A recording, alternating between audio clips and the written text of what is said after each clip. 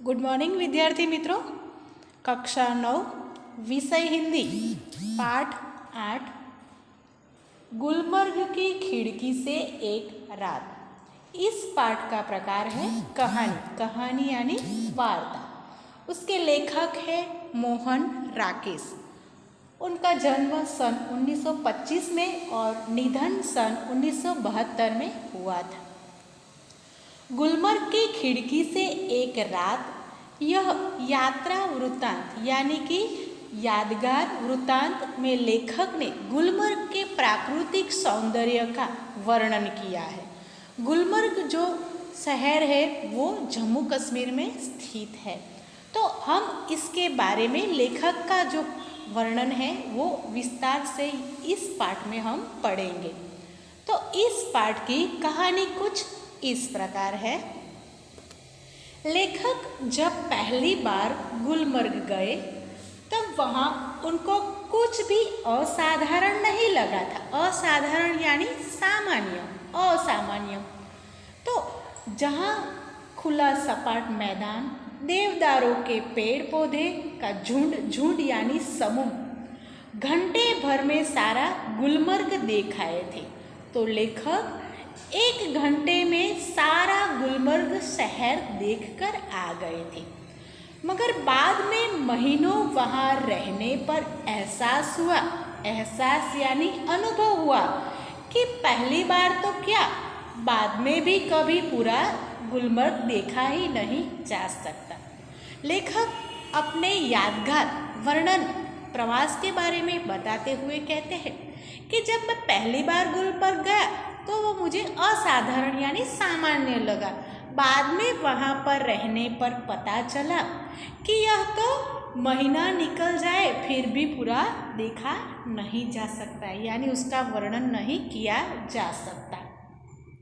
तो उसका वर्णन करते हुए वे कहते हैं, कांपती तितलियाँ, उड़ते बादलों, बर्फ से चमकती पहाड़ियाँ, सूर्योदय और सूर्यास्त, दोनों संध्याएं, घना कोहरा यानी धुम्मस, पीली धूप, नीचे हरी घास है, लाल लाल छतों के ऊपर भी हरियाली है, ऊंचे ऊंचे वृक्षों के कारण आकाश भी हरा लगता है।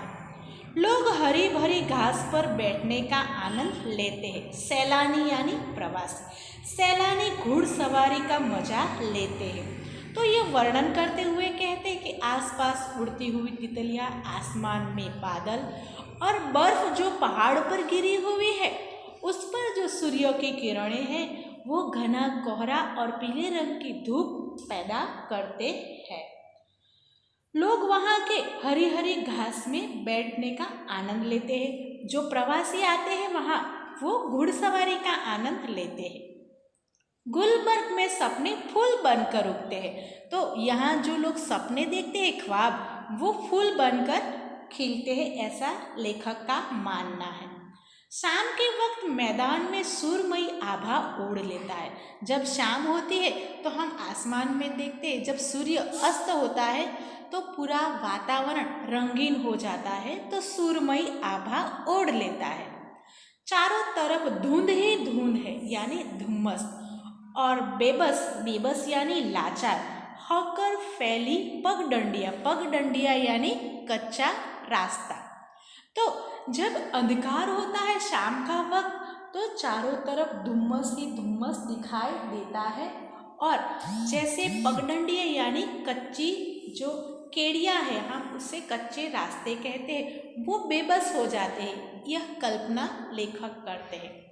पतली पतली नरम बाहें यानी कि उस मार्ग पर किसी की आवाजाही देखने को नहीं मिलती है।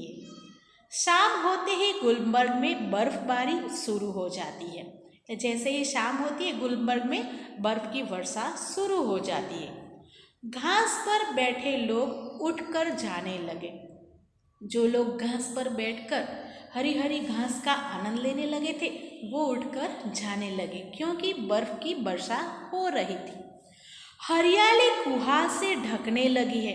हरियाली यानी जो घास की हरियाली हो वो कुहासे यानी कि उसे बर्फ ढकने लगी है। मैदान पर अंधेरा छाने लगता है। तो पूरा मैदान अंधेरे से ढक जाता है। सूर्योदय होने पर रात की खामोशी चहल पहल में बदल जाती है और जब सूर्यास्त के बाद सूर्योदय होता है तो फिर मनुष्यों की और पशुओं की चहल पहल यानी आवाजाही शुरू हो जाती है। गुलमर्ग की एक रात लेखक कभी नहीं भूलेंगे। तो गुलमर्ग शहर की एक रात लेखक कभी नहीं भूलेंगे, क्योंकि वे होटल की खिड़की के पास खड़े थे। वो अपने जीवन का एक प्रसंग वर्णन करते हुए कहते हैं कि होटल की खिड़की के पास खड़े थे। दूर बहुत सामने से एक बरसती घटा उसकी ओर बढ़ती आ रही थी। तो बारिश में एक घटा उनकी ओर बढ़ती आ रही थी। लेखक चाहते थे कि वह घटा उस तक पहुंचकर उनको अपने में लपेट ले, यानी जो बारिश हो रही थी वो आकर उन्हें लपेट ले यानी भिगो दे। हवा तूफानी थी और बादलों की गर्जना के साथ बिजली भी चमक रही थी। तो हवा कैसी थी? तूफानी थी और बिजली भी चमक रही थी। लेखक बरसाती घटा का आनंद लेना चाहते थे। वे खिड़की के पास खड़े उसे बुला रहा था कि आ मैं तुझसे बहुत कमज़ोर नहीं हूँ। लेकिन तूफान रुक गया और लेखक की इच्छा पूरी न हुई। तो लेखक बरसती हुई घटा को अपनी ओर बुलाते हुए कहते हैं कि मैं तुझसे कमज़ोर नहीं हूँ, तू आ और मुझे भिगो कर चली जा। किंतु लेखक की यह इच्छा अधूरी रहती है और बारिश में भीगने की उनकी जो ख्वाहिश होती है वे पूरी नहीं होती। तो इस कहानी में हमें लेखक अपने जीवन का एक प्रसंग बताते हुए कहते हैं कि गुलमर्ग की खिड़की के पास में एक रात खड़ा था। मेरी यह इच्छा थी कि मैं बारिश में भीग जाऊं, किंतु यह मेरी इच्छा पूरी नहीं हुई।